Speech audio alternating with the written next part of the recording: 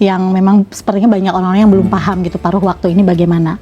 Isunya kan paruh waktu itu jam kerjanya full tapi gajinya separuh. Tapi ada juga yang bilang kerjanya setengah hari, gajinya full gitu. Wah enak banget kalau gitu, atau bagaimana gitu? Apa benar seperti itu bisa atau bagaimana? Paruh waktu semua ya. Iya, paruh Jadi waktu. gini, konsep paruh waktu itu sebetulnya muncul ketika ada komitmen kita. Pertama, tidak boleh ada PHK massal. Kedua, tidak boleh ada yang dirugikan ya. Kemudian jangan ada penurunan penghasilan dan sebagainya. Tapi di sisi lain, formasi kita dan anggaran Pemda ini misalnya nggak ada uangnya, ya gitu ya. Nah itulah kita harus cari jalan tengah ya. Kita ini bisa saja mencari istilah yang lain, tapi kalau kita cari istilah yang lain, ya itu akan beda konsepnya. Mereka merasa tidak menjadi ASN.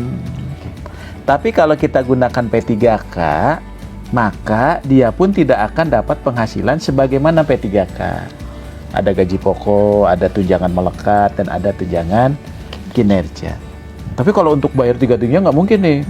Tapi kalau dibayar semua, kita nggak akan sanggup untuk mengangkat mereka. Akhirnya muncul apa ya, jalan tengahnya, oke lah P3K, tapi P3K paruh waktu itu tidak disebut di undang-undang. Di undang-undang itu P3K, maka tidak ada juga istilah P3K penuh waktu. Jadi P3K aja ini kita sebutkanlah istilah P3K paruh waktu, supaya pertama masih muncul nomenklatur P3K-nya. Oh, saya walaupun paruh waktu saya P3K nih. Yang kedua, oh saya tidak diberhentikan, ya tetap. Dan saya tidak ada penurunan penghasilan. Karena kenapa? Ketika saya jadi paruh waktu, maka saya akan dibayar dengan anggaran yang ada saat ini. Saya misalnya jadi guru, kemudian saya dibayar 1 juta, 1 juta itulah dia dibayar. Tapi dia sudah dilekatkan ketika dia mendaftar, kemudian ikut seleksi, gitu ya. Luluslah ternyata formasinya nggak ada, maka dia jadi paruh waktu. Nah jam kerjanya gimana kan gitu? Jam kerjanya itu nanti kita akan serahkan kepada pengaturan instansi masing-masing. Karena yang tahu bahwa mereka itu harus bekerja penuh atau tidak, itu tergantung dari apa? Kontrak kerjanya. Karena kan P3K itu basisnya kontrak. Ya di kontrak itu disebutkan aja dia akan bekerja kapan. Gitu ya. Jadi artinya nanti instansi akan kita berikan ruang untuk mengatur jam kerja bagi mereka yang paruh waktu. Nah oleh sebab itu paruh waktu itu berarti dia ada kejelasan status ya. Yang penting statusnya dulu. Bagi teman-teman ini kan yang penting statusnya, dan dia tidak diberhentikan sebagai pegawai non ASN, tetap bisa berlanjut. Jadi kalau ada misalnya ada orang yang tidak menerima, kami tidak mau menerima jadi paruh waktu, kami akan penuh waktu. Kalau menurut saya kita kurang bijak untuk seperti itu. Karena kenapa?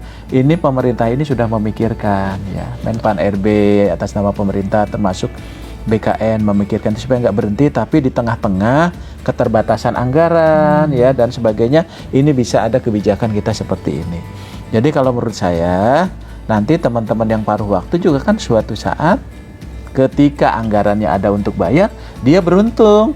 Apakah paruh waktu ke P3K itu perlu seleksi? Tidak perlu seleksi lagi. Ya, bahkan NIP-nya sudah melekat, nanti tinggal diusulkan formasinya, maka dia langsung diangkat menjadi P3K.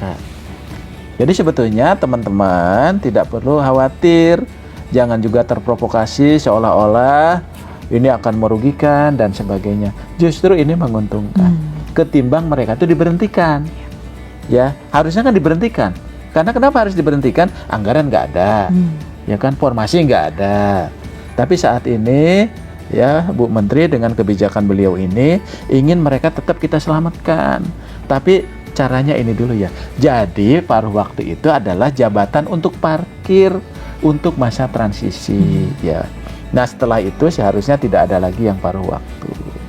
Tapi kalau instansi itu punya ketersediaan anggaran untuk belanja pegawainya mencukupi, ya boleh langsung juga semua boleh. Kan kita juga tidak bisa memaksa kementerian, lembaga dan Pemda yang nggak punya uang gitu harus bayar. Ya, karena nanti pelayanan publiknya terganggu. Nah itu jadi nggak perlu khawatir gitu untuk itu. Jadi pekerjaan, waktu nanti diatur oleh Pemda masing-masing. Misal guru kan jam mengajarnya juga sudah jelas, silahkan diatur. Ya. Silahkan diatur. Dan boleh nggak misalnya dia akan dapat fasilitas lain? Ya boleh saja. Ya, mereka juga ikut boleh rapat. Mereka dapat apa dan sebagainya kan boleh-boleh aja. Gitu. Jadi artinya teman-teman, paruh waktu itu adalah memang kebijakan yang memang untuk mengakomodasi, ya. Ketimbang kita tidak bisa mengakomodasi itu, ya tentunya ini dampaknya juga akan kemana-mana, ya. Tapi kalau dengan paruh waktu itu kita bisa paling kurang mengakomodasi teman-teman yang tidak ada formasi dan anggarannya, tapi mereka punya status hukum yang jelas. Gitu ya.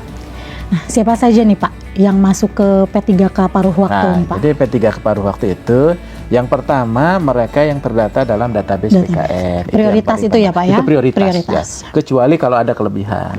Yang kedua, bagi mereka yang telah mengikuti seleksi tahap 1. Ya, tahap 1 walaupun dinyatakan nggak lulus, dia jadi P3K karena nggak ada formasinya. Jadi istilahnya nggak ada lulus dan nggak lulus sebetulnya. Jadi artinya yang penting dia mengikuti seleksi. Yang ketiga adalah bagi mereka yang sudah mengikuti seleksi CPNS yang database. Tapi pertanyaannya, kalau saya bukan database, kemudian ikut seleksi CPNS, bisa nggak ikut ke tahap 2? Nggak bisa.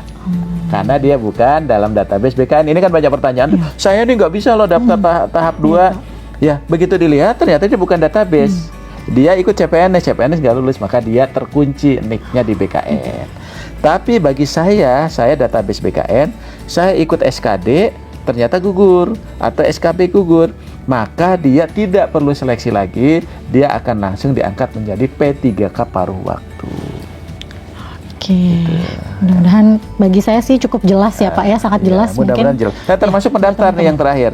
Jadi Pak, yang ikut, yang dulu tidak mendaftar, kemudian ikut tahap 2, kemudian ada 100, dia ternyata 150, yang 50-nya juga tetap paruh waktu. Tapi kalau misalnya ternyata uangnya ada, ya semuanya jadi P3K. Gitu. Jadi mohon ini ya pemahaman dan pengertian dari teman-teman semua. Kira-kira kondisi itulah yang menyebabkan tadi kebijakan pemerintah itu membuka salah satunya di paruh waktu. Itu hanya nomenklatur aja untuk bisa teman-teman gunakan dulu gitu. Tapi jenis jabatannya sama. Ada guru dan tenaga kependidikan, ada tenaga teknis, dan juga ada jabatan-jabatan pelaksana. Ya, gitu. Berarti sudah jelas ya Pak sebenarnya pemerintah. Sebetulnya ini kesempatannya bagus kalau menurut saya teman-teman. Cuman kan kadang-kadang mungkin ini komunikasi antara Pemda, misalnya BKD, informasinya itu secara tidak utuh ya. Nah sementara kita sudah melakukan rakor, sosialisasi ini yang luar biasa kepada seluruh PPK loh dan pengelola kepegawaian. Gitu. Seharusnya bisa tersampaikan dengan baik ya Pak. Harusnya begitu. Ya mudah-mudahan lah. Mudah-mudahan ini sampai 20 Januari 2025 ini teman-teman yang 1,6 itu bisa terangkut semua. Oke, ini ada pertanyaannya gini Pak. Dia sudah bekerja nih selama 2 tahun tetapi dia tidak terdata dalam database. Itu tuh jadi dimaksud masa kerja minimal 2 tahun itu dihitungnya tuh dari kapan? Iya. Gitu? Jadi kalau sebetulnya yang prioritas itu selalu disampaikan Bu Menteri itu database BKN karena itulah yang menjadi komitmen.